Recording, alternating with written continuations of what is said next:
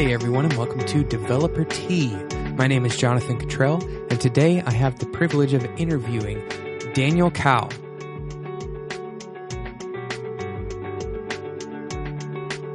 Daniel has a fantastic site at diplativo.com, which of course will be in the show notes, but I was impressed by the content on Daniel's site. Daniel's a front-end web developer, but he's an entrepreneur as well, and we were both added to a Slack chat community where we have been talking a little bit, and I went to Daniel's site, read a few of his posts, and I realized the thing that stuck out to me is that he's been writing pretty consistently since 2012 or so.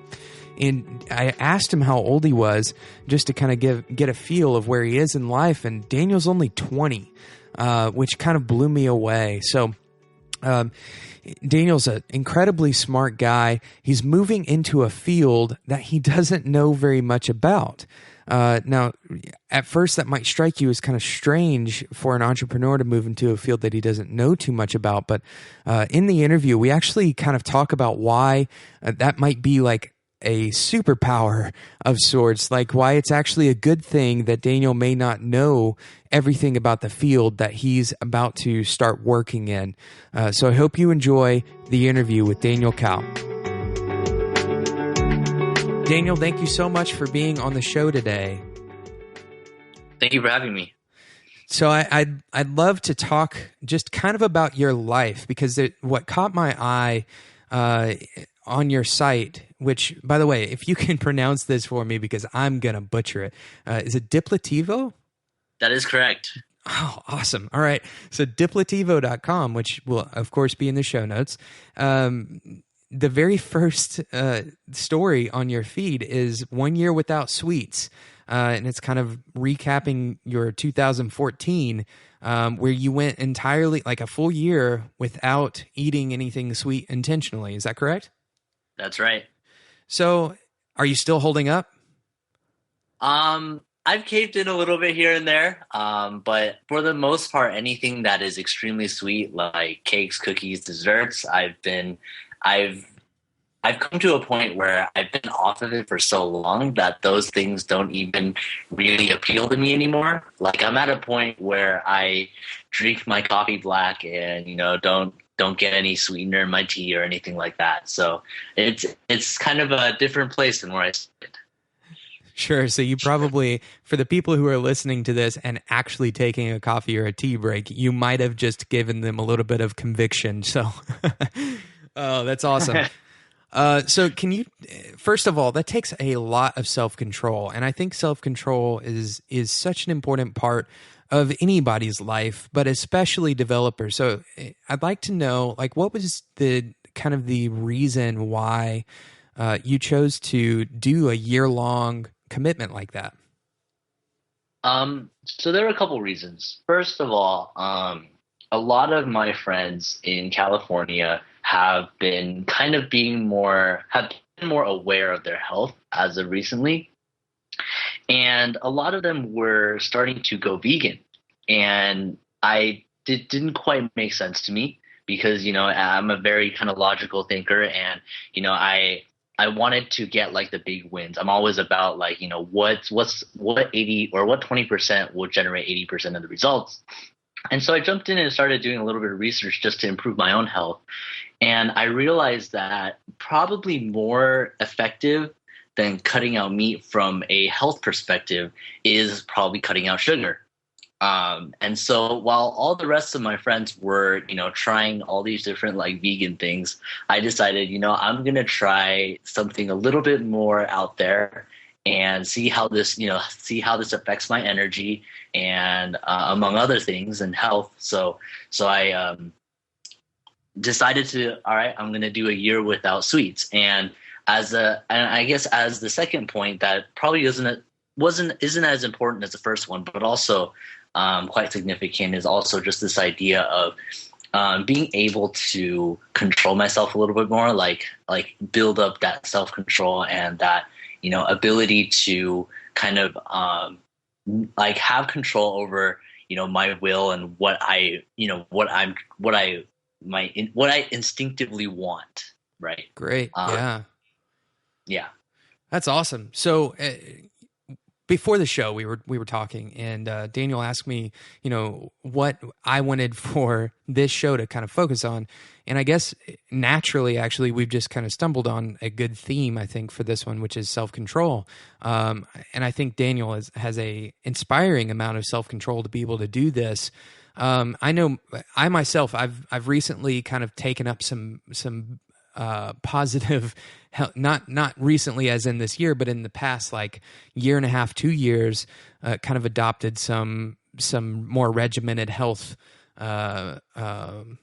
habits. So including eating significantly less sugar. So I identify with this move. And also with the research, like that was one of the driving factors for me as well. Right. And so I decided that, no matter what it is that I'm putting in my body, I want to be in control. Not in the sense that like I felt out of control, but more in the sense that I want to maintain a high level of integrity with myself, right? And not just like with my day-to-day work, but also with, my day-to-day behavior. So that's a really interesting thing that you've done. I think it's inspiring simply, regardless of what it is, just saying that you didn't do anything for a year. I mean, it could be as simple as like, I didn't say, a certain word this entire year. It's like, wow, that is dedication, Right. So in this year review, you also said that you met some of your personal heroes, including, Chase Jarvis and Peter Thiel and a couple others. What Right. was that experience like? How did that actually occur, if you don't mind sharing? Well, so there were a lot of different instances, and I met each one of them kind of in a different, in a different context. So I can't give you kind of one specific instance where I met all of them. So it wasn't like a one, like a killing all the birds with one stone type of thing. But it was a variety of different meetings where, or instances where I was just able to, for example, with Chase Jarvis, I just did some research, and then I found that, he does his Chase Jarvis live shows every so often in the studio, and you can sign up to be a part of the studio audience. And so I did that. And then, I talked to him, and then talked to him a couple of times since. And so, it's cool that he like recognizes me now whenever I go up to, Creative Live in San Francisco. So that's just awesome. one. Right. Cool. Yeah. That's, it's always an interesting thing when you meet people that kind of seem afar. I live in Chattanooga. So Chattanooga Right. is, relatively speaking, there's not many like of my heroes walking around town here. Not to say that there aren't some incredible people here, but it's just not like ripe with a bunch of people in, web development community, and so Right. so I don't have the same kind of experiences probably as you do. So that puts you in a unique position to be kind of constantly surrounded by a lot of people that probably are in like headlines, or being shared online quite a bit. So that's cool. Awesome. Well, so tell me about what you've been working on recently that you can share about that's really interested you. Okay. I'm someone that I like to work on a million different things at the same time, which probably is something that, I should apply some of my self-control that I learned from my year without sugar and start saying no to some more things. But give me a second. But I think that one project that I'm really excited to share is this past year, in probably around summer of 2014, I co-founded a company, and we're currently building out an alpha, hopefully to launch sometime in the next couple months. And what we're building is we're rethinking the grant process. the grant application process and the grant matching process with research and others. And so basically the idea is that, right now the grant process is very fragmented. There's a lot of every different foundation has their own type of system and their own application process, and and when it comes time for a researcher to kind of apply for those grants, it becomes a very long ordeal where they have to look into every single foundation's website, all their mailing lists and everything in order to get, the information that they're looking for. So we're looking to solve that problem. That's awesome. And so what is your role in that company currently? So I've been doing a lot of more front end development, as well as just kind of the product decisions and user interviews. So everything from like contacting different foundations all the way down to writing the front end code, and also some of the back end as well. That's awesome. Quick, just completely practical question. What is your site built on? So our tech stack, we're using Meteor, which I absolutely love. It is a relatively new framework based on Node. Sure. And it is completely reactive. I love the fact that you're able to write both front end code and back end code under the same framework. And it's definitely I see it as a game changer in the future. Yeah, absolutely. Are you using Meteor for your personal site as well? My personal site is built off WordPress, so it is not Meteor. Okay. Yeah, it has a great kind of experience with reading a post, and then I see that you've included the it's kind of like the kudo button. I don't want to. I guess it is a kudo button. Actually, I'm just looking at it now, which I have experience with that when I used to write on Subtle. So that's I love that interaction. Is really interesting. I love that. Thank you. Cool. So the grant process, that's relatively complex, like a complex field to get into. Do you have any background working with that kind of, I guess it's legal, right? Like something right. that is that complex from the legal perspective? Absolutely. So I actually don't have too much experience in that field.